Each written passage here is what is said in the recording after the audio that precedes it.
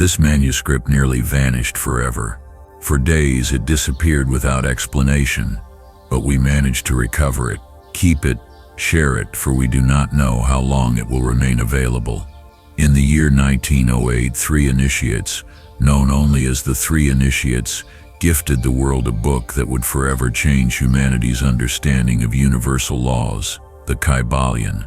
But what humanity did not know was that this book was merely an echo of something far deeper. For decades, archaeologists and esoteric scholars tirelessly searched for the original manuscripts, the texts that inspired those pages, the writings of the legendary Egyptian sage Hermes Trismegistus, known to the Greeks as the messenger of the gods, and to alchemists as the father of all occult wisdom, until now.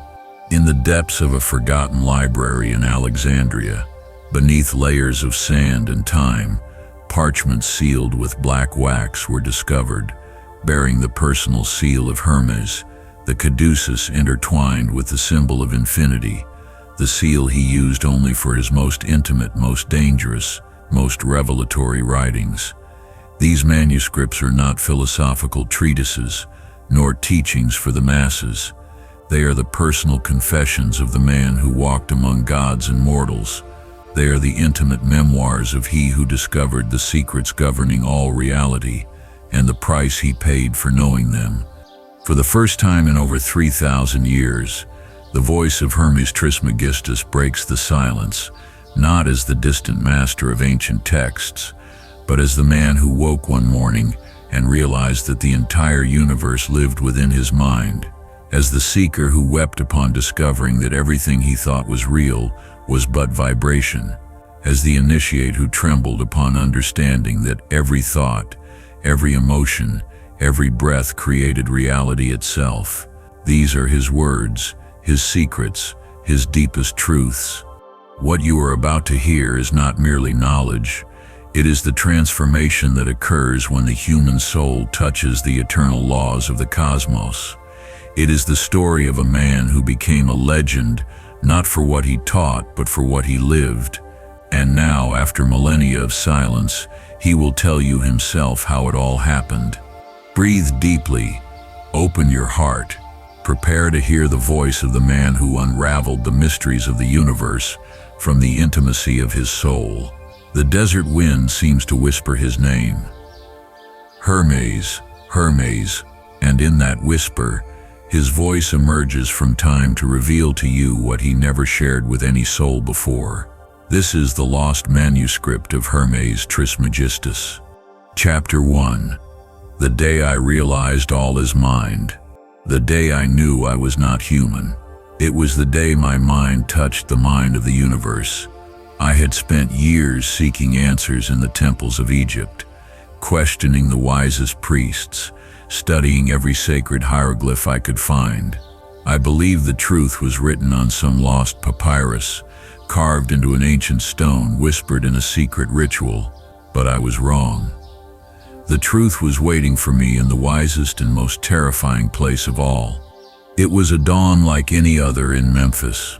I had gone to bed late again, consumed by the same questions that tormented me every night. What is real? What is illusion? Why is there something rather than nothing? The stars shone with that coldness, known only to those who have spent entire nights asking them for secrets they seem to refuse to reveal. I was sitting by the Nile, my mind exhausted from so much searching, when something changed everything. It was not a flash of divine light, nor a mystical vision. It was something far simpler and infinitely more profound. I closed my eyes. In that moment of absolute silence, when my mind stopped seeking answers outside itself, something extraordinary happened. I realized that everything I had experienced in my life, every temple visited, every word heard, every emotion felt, every star gazed upon, existed only within my mind. Not as memories, not as thoughts about reality, but as reality itself. The Nile flowing before me existed in my mind. The cold stones I sat upon existed in my mind. The air I breathed existed in my mind. My own body existed in my mind. But this was not about saying everything was imagination, as the ignorant might think. It was something infinitely vaster and more real. My individual mind had touched something that contained it, the universal mind, the all, the infinite living mind, of which everything we call the universe is but an infinitely complex thought. In that moment, I understood the first and most fundamental of all laws: all is mind. Not that everything is in the mind like a consoling philosophy, not that the mind is powerful, as superficial teachers claim, but that everything from the smallest grain of sand to the farthest galaxies is a manifestation, a thought, an idea in the infinite mind of the all. I trembled, not from cold, but from awe and sacred terror. If all is mind, then I was not the small Egyptian man I thought I was. I was a conscious thought within a boundless mind. I was an idea that had awakened and recognized itself as part of the infinite thinker. But what was most overwhelming was not understanding this intellectually, it was feeling it, experiencing how, the very moment I accepted this truth, the reality around me began to respond differently. I thought of light, and dawn began to break on the horizon, though hours remained before natural sunrise. I thought of warmth, and a gentle breeze caressed my face in the middle of the desert night. I thought of peace, and the incessant murmur of my thoughts fell silent as never before. This was not magic. It was something far more natural and powerful. It was the individual mind consciously reconnecting with the universal mind from which it had never truly been separated. For days I could not speak to anyone. How could I explain that I had discovered that everything we call the physical world is, in truth, an infinitely complex and perfect thought, in the mind of a being beyond all name and form, yet who is simultaneously every name and every form? The first test. 3 days later, life tested me. A merchant came to my door. Desperate. His caravan had been stolen in the desert. His family had nothing left to eat, and creditors threatened to enslave his children if he didn't pay his debts by sunset. Master Hermes, he pleaded, I've heard you know the secrets of the gods. Help me, or my family will perish. In that moment, the truth I had discovered by the Nile became more than knowledge. It became a living power. I looked at this man, collapsing in despair before me, and suddenly understood something that shook me.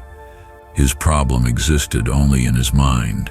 His ruin, his despair, his fears, all were real to him because his mind had accepted them as reality.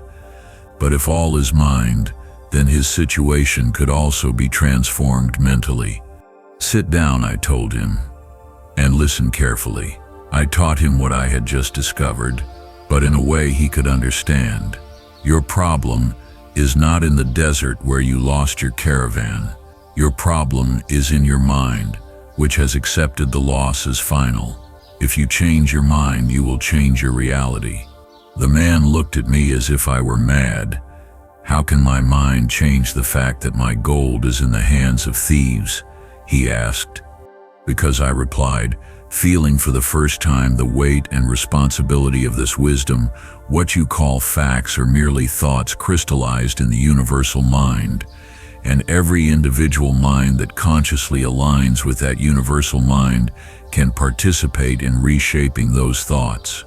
I taught him the first technique of mental transmutation I had discovered. Close your eyes, stop seeing your loss. Instead, visualize with all the intensity of your being a situation where your problem is resolved, not as a future wish, but as a present reality that already exists in the mind of the all, and only needs to manifest in the physical plane. For an hour we worked together, me guiding him to elevate his mind from the plane of despair to one of quiet certainty, teaching him to hold, against all apparent evidence, the mental image of his family prosperous and safe. When he opened his eyes, something had changed in his face. Despair had been replaced by a strange serenity. "I don't know why," he said, "but now I feel that everything will be all right, as if it has already happened." That afternoon before sunset, a messenger arrived running to his house. The thieves had been captured by the pharaoh's soldiers. All the merchandise had been recovered, and as a reward for the information that led to their capture, the merchant received double the value of what he had lost. The deeper understanding. That night, alone in my study, I understood something that transformed me forever. It was neither coincidence nor luck. It was the natural operation of the most fundamental law of the universe. All is mind. When the merchant changed his mental state from despair to quiet certainty, he had performed what the ancient masters called mental transmutation. He had elevated his mental vibration from a lower plane to a higher one. And since everything in the universe is mental, this elevation automatically reorganized external circumstances to align with his new internal state. But here's the part that few understand, and that took me years to fully master. The physical universe we perceive is like a gigantic mirror, reflecting the collective state of all the minds participating in it. When an individual mind consciously elevates and aligns with the universal mind, it creates ripples that reorganize the entire web of interconnected thoughts. This is why a single awakened person can change the destiny of thousands. This is why a thought held with enough intensity and clarity always manifests in physical experience. This is why the ancient masters guarded this knowledge so carefully, for a mind that truly understands that all is mind has the power to reshape reality itself. The danger and the responsibility. But with this power comes a responsibility that can crush you if you're unprepared. Once you know that your mind is constantly creating your reality, every thought becomes a seed that will inevitably sprout. Every emotion becomes a magnetic force that will attract corresponding experiences. Every belief becomes a law that will govern your personal world. You can no longer blame circumstances. You can no longer see yourself as a victim of fate. You can no longer live unaware of what you think and feel, for you now know that you are actively participating in the continuous creation of your experience. I remember the sleepless nights that followed my awakening, the terror of realizing that every fear I had entertained, every resentment I had harbored, every limitation I had accepted, had shaped my reality for years without my knowing. But I also remember the indescribable joy of understanding that if I had unconsciously created a limited reality, I could now consciously create an unlimited one. The secret technique. Before you continue listening to the other laws, you must master this one first. Everything else depends on it. Every morning, before the sun rises, sit in silence and remember, all is mind. Not as an empty affirmation, but as a living reality. Feel how your individual mind is a conscious drop in the infinite ocean of the universal mind. Feel how every thought you think sends ripples through that ocean. Feel how you can choose what kind of ripples to create. Then, with the same certainty that you know the sun will rise, hold in your mind the clearest, most detailed image of the reality you wish to experience, not as something you hope will happen, but as something that already is in the mind of the all and is merely manifesting in your experience. Do this every day for 40 days, and you will see how reality begins to reorganize itself to reflect your new understanding. But remember, this is not a game, not a casual experiment. It is the most real power in the universe. Use it wisely, for everything you create with your mind you will experience in life. Chapter 2. The night I saw the eternal dance of opposites. In the silence of that Egyptian night, as the stars seemed to whisper ancient secrets, I understood for the first time that every tear rolling down my cheek was identical to the dew forming on the petals of the sacred lotus. It was not a coincidence, it was a correspondence. I had spent months wrestling with the first revelation about the mental nature of the universe. My mind, now aware of its creative power, swung between fascination and terror. How could I be responsible for so much? How could a mere mortal bear the weight of knowing that his thoughts shaped reality? That night, I went to my favorite spot by the Nile, where the waters reflected the starry expanse like a perfect liquid mirror. I sat on a stone still warm from the day's sun and gazed up at the celestial vault. The constellations danced in patterns I had known since childhood, but something was different. My perception had shifted. That's when I saw it. What shone above in the infinite cosmos was mirrored exactly below in the river's reflection. Each star had its twin in the waters. Each constellation was duplicated in the liquid mirror. But it wasn't just an optical illusion. It was something far deeper and more sacred. My heart began to beat faster. Tears came unbidden. For in that moment I knew that what I was seeing was not merely a reflection but the living demonstration of a universal law connecting all planes of existence. As above, so below. As below, so above. I closed my eyes and let the understanding flow through me like the river's current. I saw that my inner emotions were perfectly reflected in the outer events of my life. I saw that the thought patterns governing my mind were identical to those governing the movement of the planets. I saw that the structure of my individual soul was an exact reflection of the structure of the universal soul. This was not a metaphor, it was pure reality. I recalled Amenhotep, a spice merchant I had met a few weeks earlier at the market. He had come to me in despair, his eyes swollen with tears. His caravans had been attacked 3 times in a row. His family looked at him with distrust. His associates were abandoning him one by one. "Why does misfortune follow me, master?" he had asked. At the time, before my awakening that night, I hadn't known how to respond. But now, beneath the stars, I understood perfectly what was happening to him. His inner world was a chaos of self-doubt, resentment toward his late father, and terror of failure.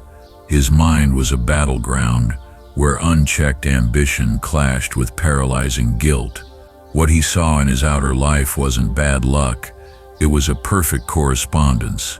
His inner distrust was reflected in his family's distrust. His personal resentment attracted the resentment of others.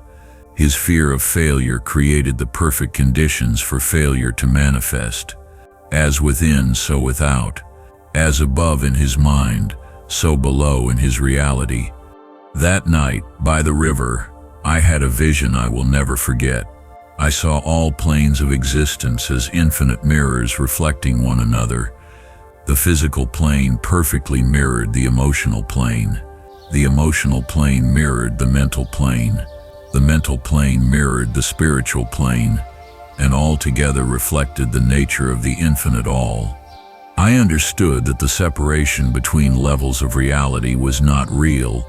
There were only different degrees of the same universal substance, manifesting according to identical patterns. An atom functioned exactly like a solar system. A cell organized itself like a galaxy. An individual emotion followed the same laws as the movements of human masses. Correspondence was not just a beautiful philosophical law, it was the most practical tool I had ever imagined. I rose from the stone and walked to the riverbank. I dipped my hands in the cold current and felt how each drop slipping through my fingers carried the same essence as the blood flowing through my veins. The river and my blood obeyed the same laws. My breath followed the same rhythm as the tides. My heart beat in time with the planetary cycles. In that moment, I knew exactly what to do with Amenhotep. The next day, I sought him out at the market. I found him sitting in a corner, his gaze lost, his hands trembling. I approached and sat beside him, without a word. Finally, I broke the silence. "Amenhotep, have you ever noticed how your camel reflects your state of mind?" He looked at me, puzzled. "What do you mean, master?" "When you sip afraid, it becomes nervous. When you sip anxious, it can find peace. When you doubt the path, it stumbles more often. Haven't Sip you noticed? His eyes slowly widened. He was beginning to understand. Your camel is your outer mirror, Amenhotep, and your attacked caravans, your distrustful family, your abandoning associates. They're all mirrors of your inner world state. It's not that you're unlucky, it's that there's a perfect correspondence between what's happening in your heart and what's happening in your life. I then taught him the technique I had discovered, that starry night, a practice I called the contemplation of the sacred mirror. Every dawn for 40 days, he was to sit before a bowl of clear water. First observe his physical reflection and ask, what do I see on my face that is reflected in my life? If he saw fatigue, he was to seek where that fatigue manifested in his relationships. If he saw tension, he was to trace that tension in his business.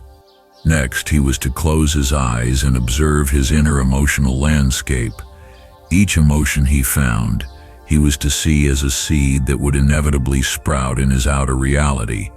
If he found anger, he knew he would see anger in others. If he found love, he would see love reflected. Finally, he was to consciously choose what to plant in his inner garden, knowing that the harvest would be inevitable in his outer garden.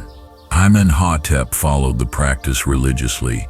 Within 2 weeks, he began to change, not only his attitude but his entire reality. His camels became docile. His associates returned with promising proposals. His family regained trust in him. His caravans reached their destinations without issue. Magic, no correspondence. What had changed was his inner world, and by universal law, his outer world had no choice but to reflect it. A warning. But I must warn you of something crucial I learned that night by the Nile. The law of correspondence does not distinguish between what you consciously desire and what you unconsciously carry.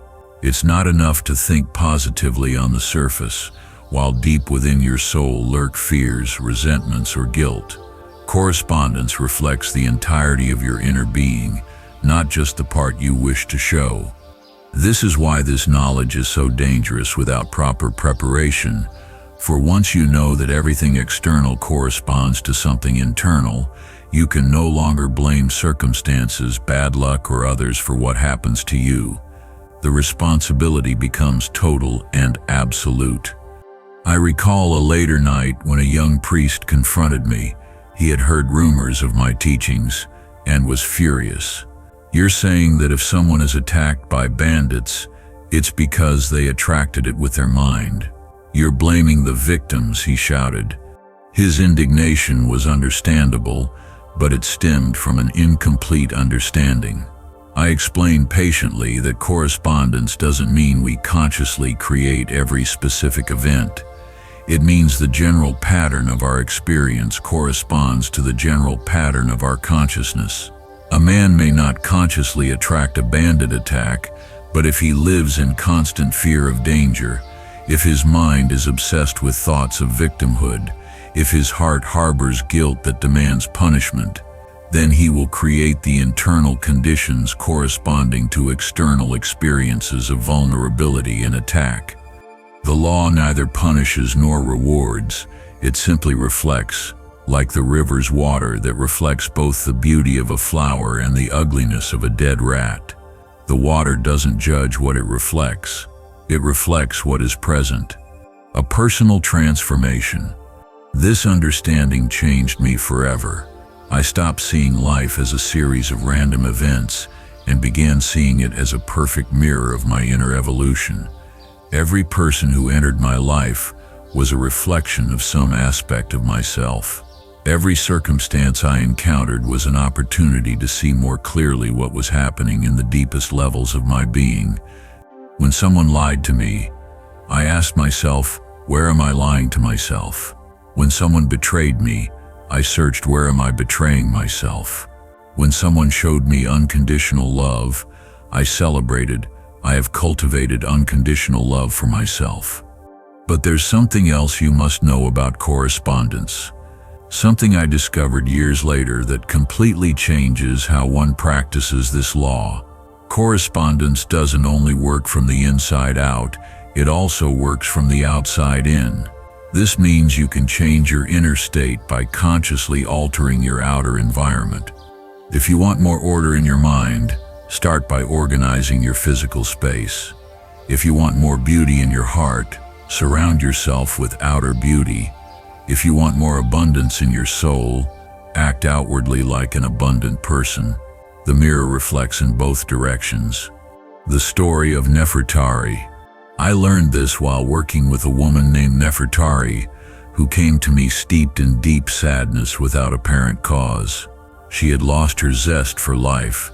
Though her life was comfortable, her family loved her, and her health was good. But inside she felt empty and gray. Instead of asking her to directly change her thoughts or emotions, I asked her to modify her physical environment in very specific ways. She was to fill her home with fresh flowers every day, dress in vibrant colors, walk only in beautiful places, and eat only visually appealing foods. "But Master," she said, "I feel false doing this. It doesn't reflect what I feel inside." "Exactly," I replied. "That's why it will work. You sit using the law of correspondence in reverse. You change the outer mirror to alter the inner reflection." Within 3 weeks, Nefertari was a completely different person. The outer beauty had awakened the dormant beauty in her soul. The vibrant colors had reactivated the colors of her mind. The fresh flowers had brought freshness back to her heart. Correspondence had worked in reverse from the outside in. That night by the river, watching the stars reflect in the water, I knew I had discovered one of the master keys of existence, not only to understand reality, but to consciously transform it. I understood that every level of reality contains complete information about all other levels. If you know how to read the language of correspondence correctly, you can know the state of the entire universe by observing a single dewdrop. You can know the destiny of a civilization by observing how one person treats an animal. You can know the health of a soul by observing the health of its body. Everything is connected, for everything corresponds. A solemn promise. Before rising from the riverbank that transformative night, I made a solemn promise to the stars and their reflection in the water. I would use this knowledge not to manipulate reality for my own benefit, but to teach others how to read the sacred language of correspondence. For he who truly understands this law can no longer live in unconsciousness, can no longer blame others for his experience, can no longer feel like a victim of random circumstances. He becomes a conscious co-creator of his reality, knowing that every thought he holds, every emotion he cultivates, every intention he maintains will inevitably be reflected in the infinite mirror of existence. This responsibility is both a blessing and a burden.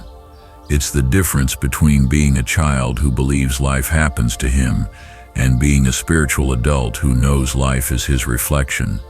As I walked home that night, my heart full of understanding and my eyes wet with gratitude, I knew I would never see reality the same way again. Every dawn would be an opportunity to consciously plant in the inner garden. Every dusk would be a moment to observe what I had harvested in the outer garden. The eternal dance between what is above and what is below had begun for me, and I knew this dance would lead me to understand even deeper secrets about the vibrations that move both atoms and stars. Chapter 3. The moment I felt the soul of the cosmos vibrate, there was something in the air that dawned that woke me without apparent reason. It wasn't a sound, a light, or even a troubling dream. It was something subtler, more primal. It was as if every atom of my being had begun to vibrate at a frequency I had never felt before. I rose from my bed, my heart pounding, my skin prickling with a sensation I couldn't name. It was like being inside a giant lyre string. The moment someone plucked it, my entire body had become an instrument resonating with an invisible cosmic melody. I stepped out of my house barefoot, following an impulse from the depths of my soul. The desert called to me with an urgency I couldn't ignore. I walked for hours under the starlight until I arrived at a place I had never seen before, a natural rock formation shaped like an amphitheater, where the wind created sounds resembling ancient chants. I sat at the center of this stone circle and closed my eyes. That's when it happened. For the first time in my life, I directly felt the vibration of everything that exists. It wasn't something I thought or imagined. It was something I felt with every fiber of my being. I felt how my body, which I thought was solid and still, was actually a whirlwind of particles dancing at unimaginable speeds. I felt how my thoughts were waves of energy crossing my mind like ripples in an infinite ocean. I felt how my emotions were specific frequencies resonating in different centers of my being. But what was most extraordinary was not feeling my own vibration. It was feeling that my personal vibration was perfectly synchronized with the vibration of everything else. The rocks around me weren't still, they vibrated at a frequency so slow they seemed frozen, but I could feel their millennial dance. The sand beneath my feet wasn't inert. Each grain was a tiny cosmos of particles spinning and moving in perfect patterns. The air I breathed wasn't empty, it was an ocean of vibratory energy so dense that each breath was like drinking liquid light. In that moment, I understood one of the most revolutionary truths I had ever contemplated. There is no solid matter. There is only energy vibrating at different speeds. What we call stone is energy vibrating slowly. What we call water is energy vibrating faster. What we call air is energy vibrating faster, still, and what we call thought is energy vibrating at speeds, defying all comprehension. But there was more, something that left me trembling with awe and sacred terror. I discovered that I could consciously change my vibration. At first it was accidental. I was so absorbed in sensing the vibrations around me that without realizing it, I began adjusting my own frequency to tune into different elements. When I tuned into the frequency of the rocks, my body became incredibly heavy and stable. When I tuned into the frequency of the wind, I felt as if I could float.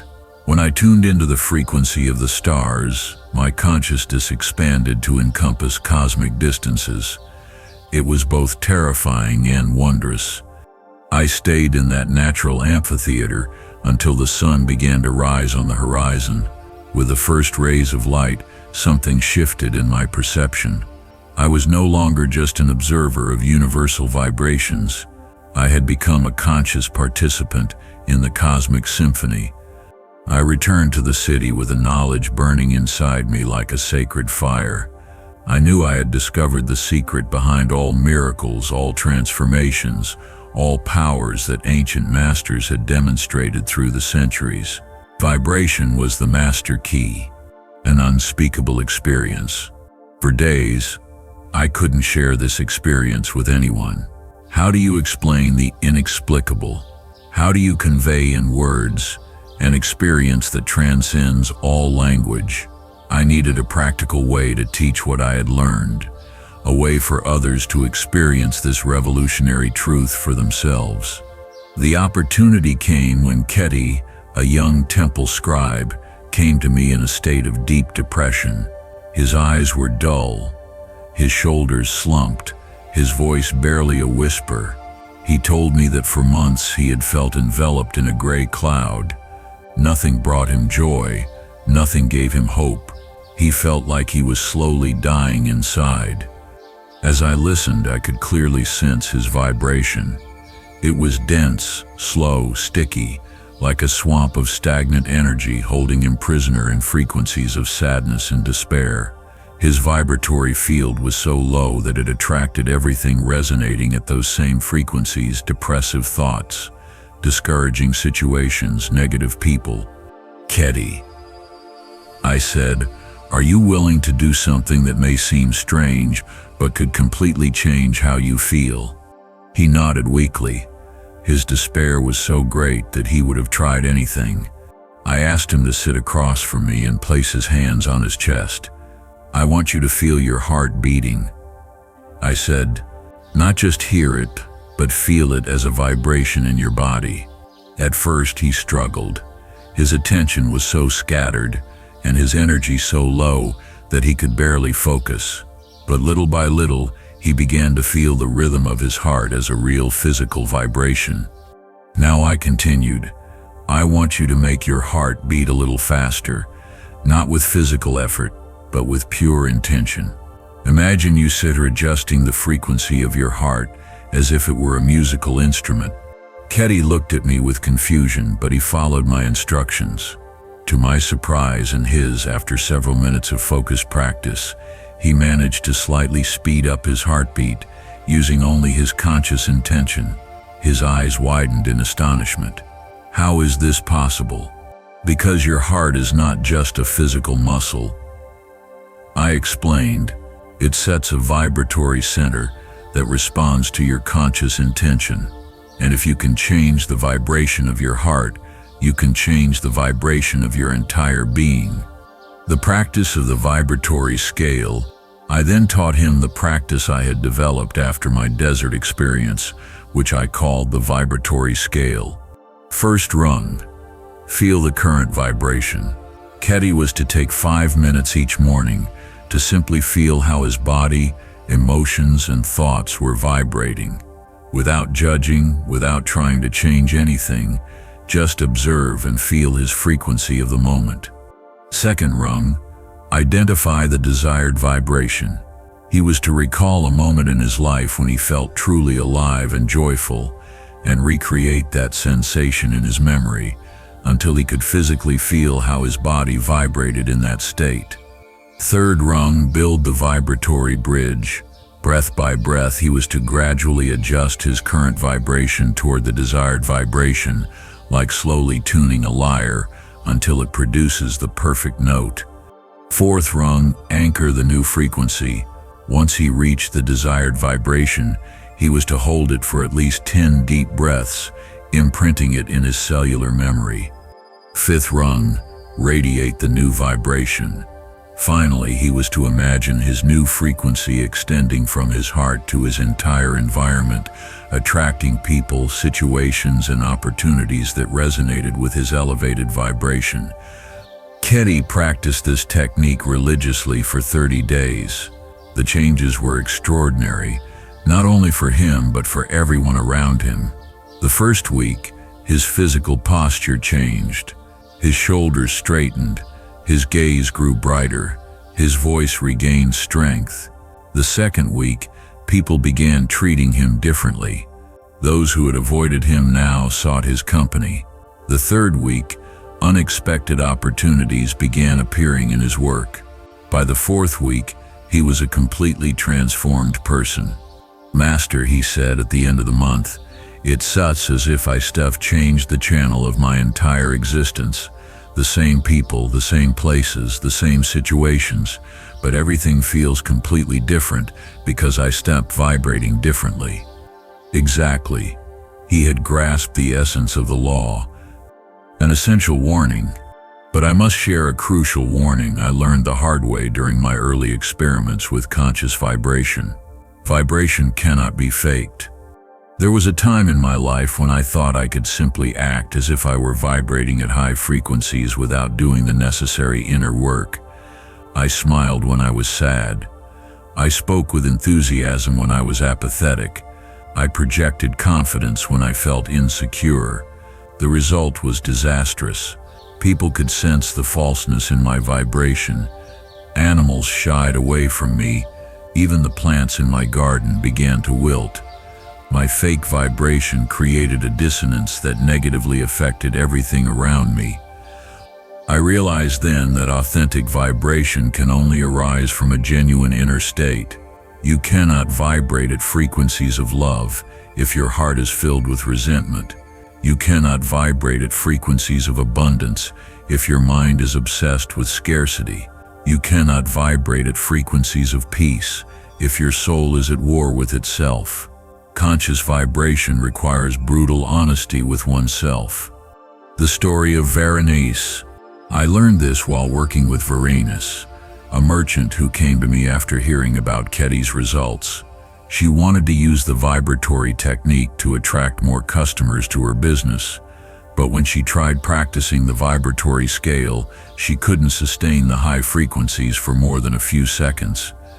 "Master," she said, frustrated, "I can feel the vibration of abundance for a moment, but it fades immediately. It sets as if something inside me pushes it away." I asked her to be completely honest about her true feelings toward money and prosperity. After much resistance, she finally admitted that deep in her heart, she believed she didn't deserve success, that money was somehow dirty, and that prosperous people were morally inferior. How could she authentically vibrate at frequencies of abundance when her deepest beliefs rejected abundance? We worked for months, not only on the vibratory technique, but on transforming the limiting beliefs that sabotaged her ability to sustain high frequencies. Only when she reconciled her values with her desire for prosperity could she maintain authentic vibrations of abundance. The results came naturally. Her business multiplied tenfold in 6 months. A transformative discovery. Through years of experimenting with conscious vibration, I discovered something that forever changed my understanding of human reality. Different parts of our being vibrate at different frequencies simultaneously. Your physical body may vibrate at frequencies of health, while your emotional body vibrates at frequencies of sadness. Your mind may vibrate at frequencies of wisdom, while your spirit vibrates at frequencies of confusion. This internal dissonance is the cause of most human suffering. True vibratory mastery lies in harmonizing all dimensions of your being so they vibrate in coherence.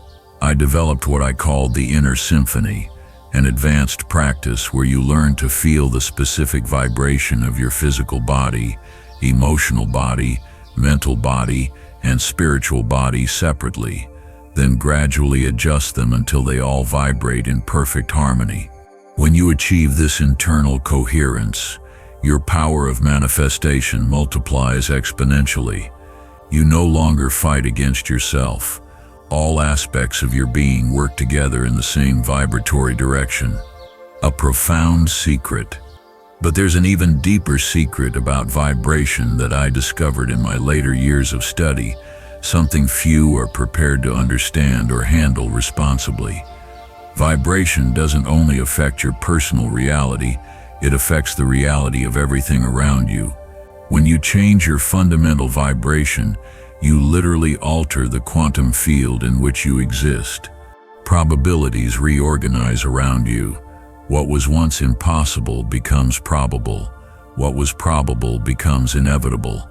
I've seen people completely transform the personalities of their loved ones simply by consistently holding vibrations of unconditional love. I've seen merchants change the economic conditions of entire towns by elevating their own vibrations of prosperity. I've seen healers cure incurable diseases by tuning into the perfect vibrations of health. This isn't magic, it's applied vibratory physics, an immense responsibility. But with this power comes an immense responsibility. When you understand that your vibration directly affects the reality of others, you can no longer live unconsciously.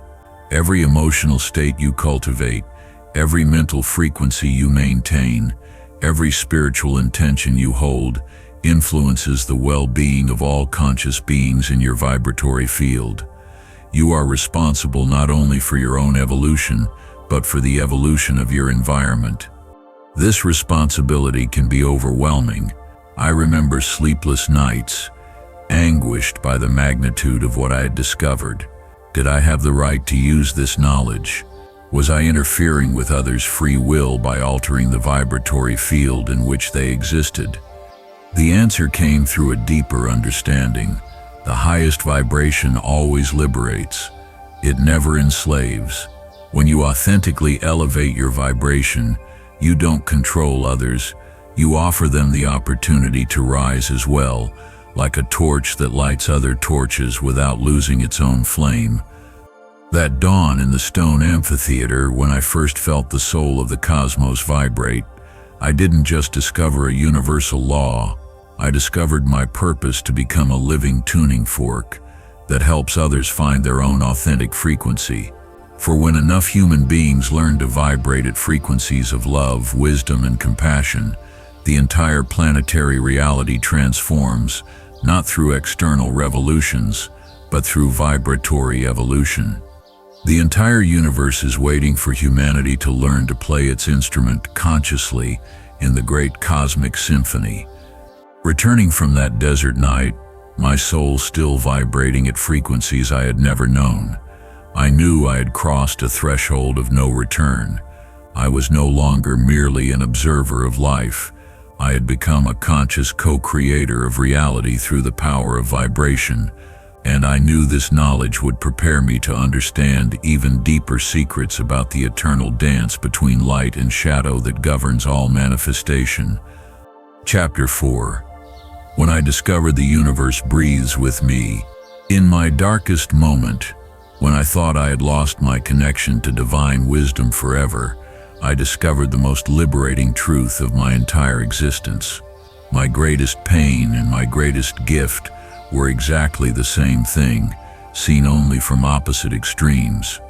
I had spent months plunged in what I can only describe as the dark night of the soul. After my revelations about vibration, I had fallen into the trap of believing I could control my entire experience simply by adjusting my frequency. But life had other plans for me.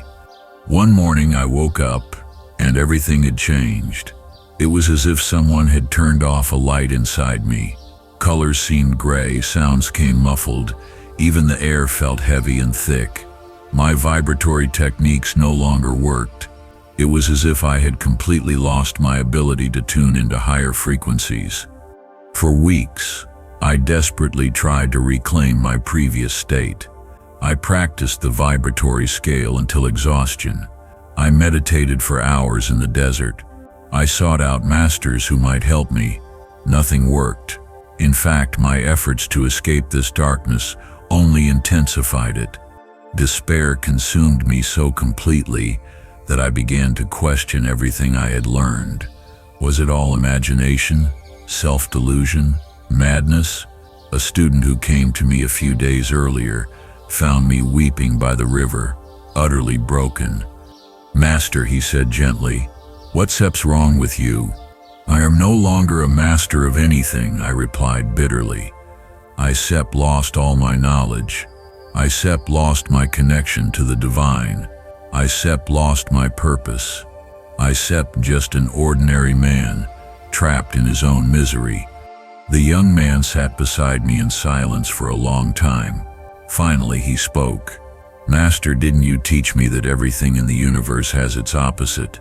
That light cannot exist without darkness. If what you're experiencing is your deepest darkness, doesn't that mean you also possess an equally profound light?" His words struck me like a bolt of lightning.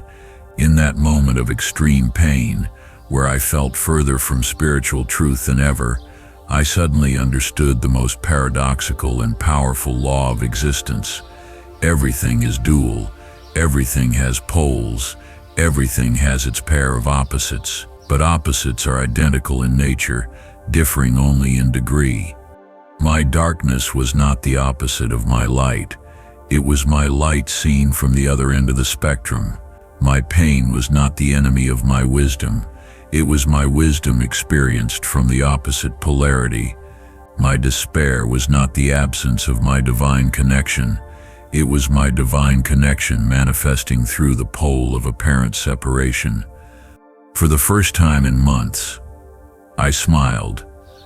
Not because I felt better, but because I understood that feeling bad and feeling good were the same vibratory energy experienced from opposite extremes of the same scale. I rose from the riverbank with an entirely new sensation. I hadn't emerged from my darkness. I had understood that my darkness and my light were one and the same. By fully accepting my negative pole, I had automatically found my positive pole.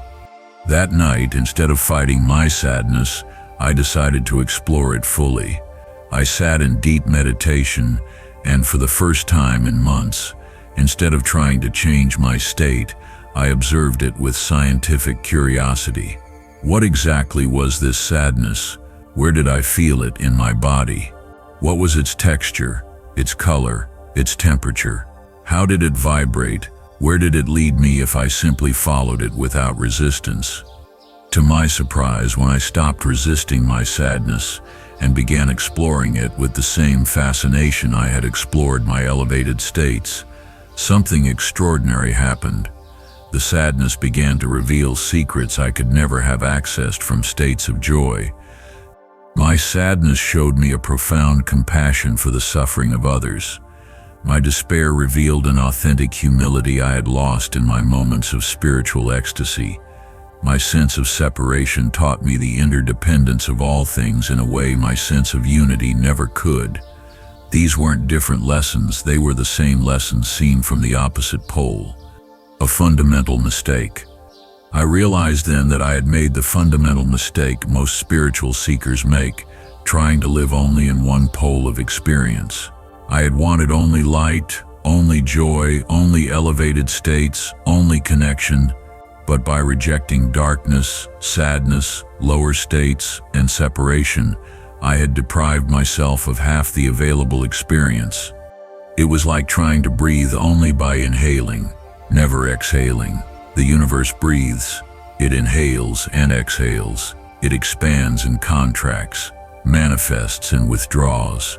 And I, as part of the universe, needed to breathe fully, embracing both the inhalation of light and the exhalation of darkness.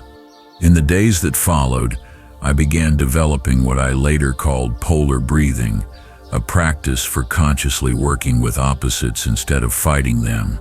When I felt sad, instead of trying to become happy, I explored sadness until I found the wisdom only it could offer.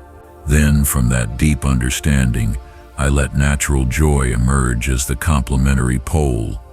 When I felt weak, instead of forcing strength, I immersed myself in weakness until I found the surrender only it could teach. From that authentic surrender, true strength emerged naturally. When I felt confused, instead of desperately seeking clarity, I embraced confusion until I found the intellectual humility only uncertainty can cultivate. From that genuine humility, clarity arrived as a gift, not a conquest. This practice completely transformed my relationship with myself and with life. The story of Ankh. It was during this time that Ankh, a warrior who had lost an important battle and was consumed by shame and self-directed anger, came to me. His eyes burned with hatred for what he called his own cowardice. "Master," he said, his voice trembling, "I need you to help me become courageous. I am tired of being a coward. I hate that part of me. I want to rip it out of my being forever." I looked at him with compassion, remembering my own struggle with my negative aspects. "Ankh," I said, "what is the opposite of cowardice?" "Courage, of course." "And how do you define courage?" "The absence of fear, the ability to act without fear." I smiled. "I said, I'm going to teach you something that will forever change your understanding of courage. True courage is not the absence of fear. It's the presence of fear plus the decision to act rightly despite it. Without fear, there can be no courage. They are opposite poles of the same virtue." His eyes widened in confusion. "Your cowardice isn't your enemy, Ankh. It's your courage seen from the other end. The same impulse that makes you feel fear in the face of real danger is the one that can propel you to act courageously when needed. They're not different energies. It's the same energy experienced from opposite poles." I then taught him the technique of polar transmutation. Instead of fighting his fear, he was to observe it fully. What exactly did he fear? Was it a real or imagined danger? What information was his fear giving him? What was it protecting him from? Once he fully understood his fear, he was to find the courage residing in the opposite pole of that same fear. Not a different courage, but the same fear consciously transmuted into its opposite expression. We practiced for weeks. Ankh learned to feel his fear without resistance, to extract the wisdom it offered, then to consciously slide to the opposite pole of that same energy, courage informed by caution. The results were extraordinary. In the next battle, Ankh didn't fight without fear. He fought with fear, but acted courageously despite it. His courage was more authentic, wiser, and more effective than if it had been merely an unconscious absence of fear. The story of Taya. But the deepest understanding of polarity came when I began working with Taya, a woman who came to me because she deeply hated her sister. "Master," she said, her eyes full of tears of frustration, "I've tried to forgive my sister for years. I've practiced every technique of love and compassion I know, but I can't. I hate her and I hate myself for hating her. I need you to help me rip this hatred out of my heart." "Taya," I asked gently, "who do you love most intensely in your life?" "My children." "Without a doubt. And how would you describe the intensity of that love?" "It's such fierce, fiery. I studs do anything to protect them, even kill if I had to." "Now describe the intensity of your hatred for your sister." "It sits fiery, fierce, so intense it consumes me." "Do you notice anything interesting about your descriptions?" Taya paused, reflecting. "They stir the same in intensity." "Exactly. Your love for your children and your hatred for your sister are the same emotional energy experienced from opposite poles. The problem isn't set that you have a capacity for hatred. The problem is you haven't learned to transmute it consciously to its opposite pole. I explained that intense hatred can only exist where there's an equally intense capacity for love. The opposite poles are identical in nature and strength. Her hatred for her sister was proof that she had an enormous capacity for love toward her, but that energy had polarized to the negative extreme due to unhealed wounds. Instead of fighting her hatred, I taught her to explore it fully. What lay beneath it? What pain? What betrayal? What wounded love? What frustrated expectations? When Taya could see that her hatred was actually wounded love, she could begin working consciously with polar transmutation, not by denying her pain, but by using it as raw material to create understanding, compassion, and ultimately healed love. The process took months, but it was beautiful to witness. Taya didn't transform into someone who forgave her sister from a morally superior position.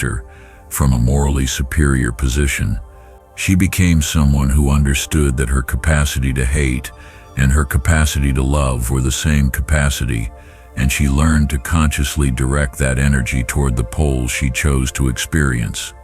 An essential lesson. Through years of experimenting with polar transmutation, I discovered that this law applies not only to emotions but to all aspects of human experience. Poverty and wealth are opposite poles of the same relationship to resources. One who deeply understands poverty can transmute that understanding into authentic wealth. Disease and health are opposite poles of the same energetic balance. One who fully explores their disease can find the keys to their healing.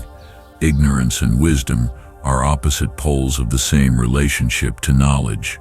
The true sage is one who has deeply explored their own ignorance. But there's an aspect of polarity I must warn you about, as it can be dangerous if misunderstood. Polar transmutation is not disguised repression. Many people, upon learning this law, use it as a sophisticated form of denial. "Oh, my anger is just misdirected love," they say, and they suppress their anger without truly exploring it. That's not transmutation, it's false spirituality. True polar transmutation requires that you fully honor the pole you're experiencing before attempting to move to its opposite. You must extract all the wisdom, all the information, all the lessons your negative experience has to offer. Only then can you transmute it authentically. The story of Senep. I learned this while working with Senep, a merchant who came to me believing he had mastered polar transmutation, yet his life was falling apart despite his spiritual techniques. "Master," he said with an air of spiritual superiority, "I've transmuted all my anger into love. I've transmuted all my sadness into joy. I've transmuted all my fear into courage. But strangely, my life is becoming more chaotic." Upon deeper exploration, I discovered that Senep hadn't transmuted anything.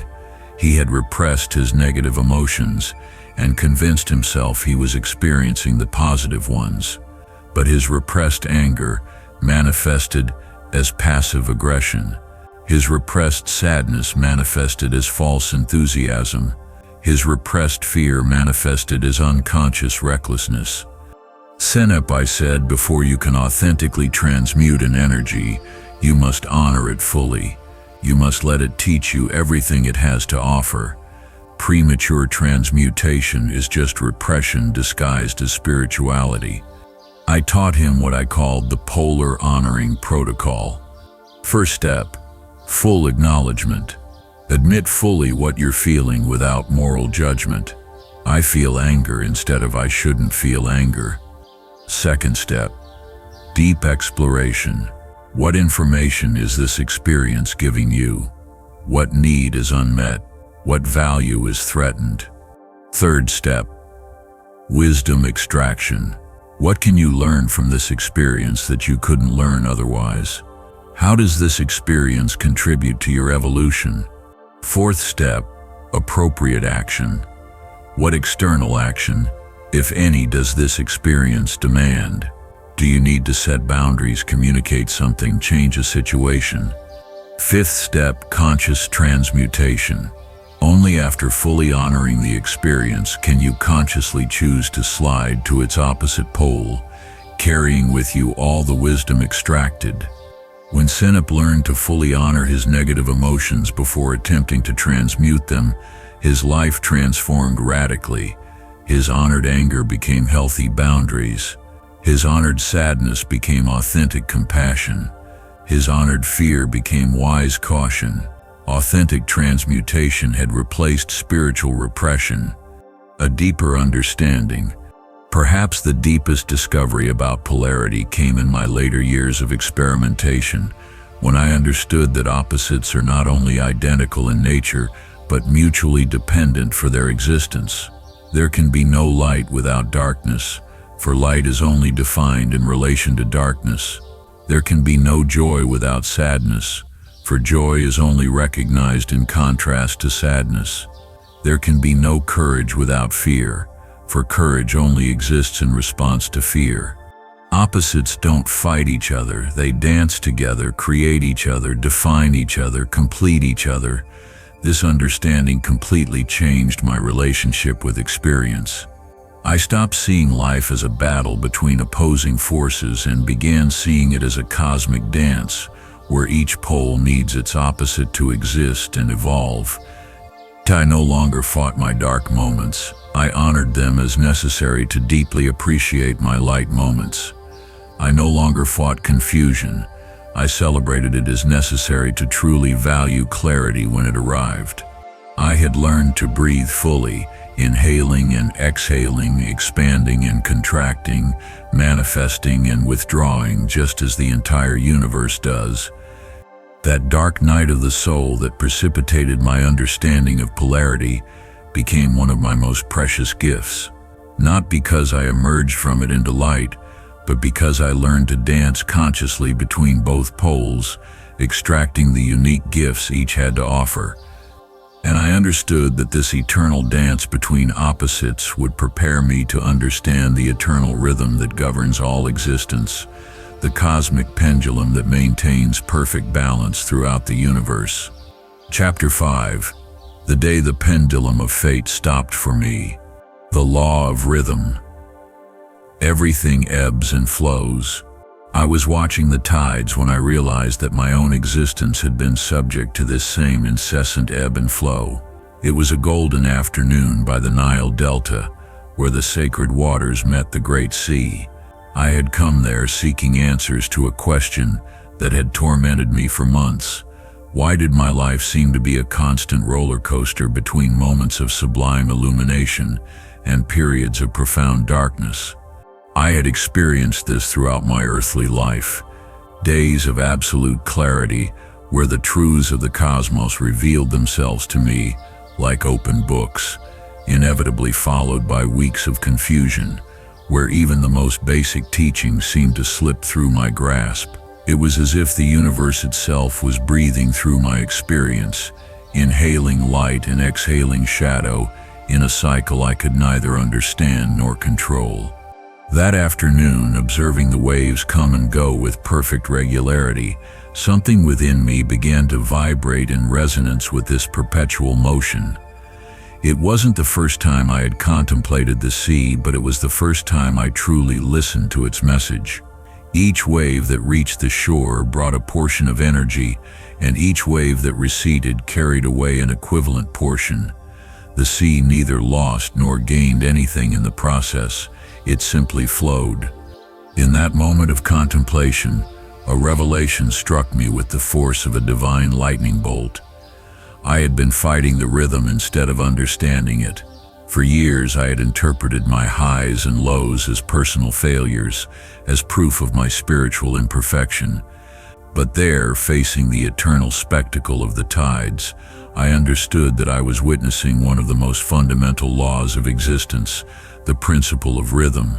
Everything in the universe ebbs and flows, from the movement of planets to the beating of our hearts, from the seasons of the year to the cycles of entire civilizations. Everything is subject to this cosmic pendulum. Day follows night, joy follows sadness, abundance follows scarcity, and vice versa, in an eternal dance that maintains universal balance. A fascinating discovery. But here's what's fascinating. As I observed the waves and reflected on this truth, something extraordinary happened. For the first time in my life, I managed to feel the pendulum of my own existence without being swept away by it. It was as if I had found the exact point of balance at the center of the motion, that sacred place where one can observe the oscillation without being its victim. I recalled a conversation I had had a few weeks earlier with an old fisherman from Alexandria. This man, marked by decades of navigating between storms and calms, had told me something I hadn't fully understood at the time. Master, the secret isn't to avoid storms, but to find the calm within them. The sea will always be the sea, but the wise sailor learns to navigate in both tranquil and turbulent waters. Now facing the tides of the delta, those words took on an entirely new meaning. The old fisherman had intuitively discovered what I was now consciously understanding. The law of rhythm can be transcended, not by resisting it, but by rising above it. But how to do this practically? The answer came like a cascade of understanding. The secret lay in neutralization. Just as a pendulum can be stopped at its central point, if the right force is applied at the precise moment, we can neutralize the effect of the rhythmic pendulum in our lives by finding our spiritual center. The practice of neutralization. In the days following this revelation, I began experimenting with this new understanding. When I felt myself approaching a period of emotional or spiritual decline, instead of resisting or panicking, I focused on finding my center. I imagined my consciousness rising above the pendulum of my personal experience, observing it from a higher perspective. The first time I consciously achieved this was during what would have been one of my darkest periods. News of conflicts in distant regions had arrived. Several of my students had abandoned the teachings to pursue worldly pleasures, and I myself began to doubt the value of sharing wisdom in a world that seemed to prefer ignorance. In the past, this combination of circumstances would have plunged me into weeks of melancholy and doubt, but this time I remembered the teaching of the tides. I sat in deep meditation and consciously rose above the pendulum of my emotions. I didn't deny what I was feeling, but positioned myself as an observer of those feelings, recognizing that they were part of the natural flow of experience, but were not me. The result was extraordinary. For the first time, I experienced what I called the eye of the spiritual cyclone, that zone of perfect calm that exists at the very center of motion. From this elevated perspective, I could see that my periods of doubt were just as necessary as my moments of clarity, for both served to maintain the balance of my spiritual growth. An immense responsibility. But this understanding brought an immense responsibility. Once you know how to neutralize the pendulum of rhythm, you become master of your own experience in a way few can imagine. This means you can no longer blame external circumstances for your inner state, for you have discovered that you have the power to rise above any oscillation. In the months that followed, I began teaching this neutralization technique to my most advanced students. I showed them how to identify the rhythmic patterns in their own lives, their cycles of high and low energy, their periods of mental clarity and confusion, their seasons of abundance and scarcity. Once they could recognize these patterns, I taught them the technique of conscious elevation. Imagine, I told them, that your consciousness is like a bird that can fly at different heights. When you're caught in the pendulum of your experiences, it's like the bird is flying close to the ground, shaken by every obstacle. But when you consciously elevate, it's as if the bird soars so high that it can see the entire landscape from a serene perspective. The obstacles are still there below, but they no longer affect you in the same way. The story of Amenhotep. One of my students, a young merchant named Amenhotep, applied this teaching during a financial crisis that threatened to ruin his family. Instead of succumbing to the panic and despair that naturally accompany such situations, he applied the neutralization technique. He consciously rose above the pendulum of his circumstances, and from that perspective could see opportunities that had previously eluded him. Not only did he save his business, but he emerged more prosperous than before. A warning, but I must warn about the use of this knowledge. The ability to neutralize the pendulum of rhythm must not be used to avoid the lessons life intends to teach us. There are times when we must fully experience the highs and lows of existence, for it is through these contrasts that we grow. Neutralization is not about escaping experience, but about mastering it, about finding the calm center from which we can consciously choose how to engage with life's rhythms. As above, so below. As within, so without. As in thought, so in reality, with infinite love and eternal reverence. Hermes Trismegistus, the thrice great.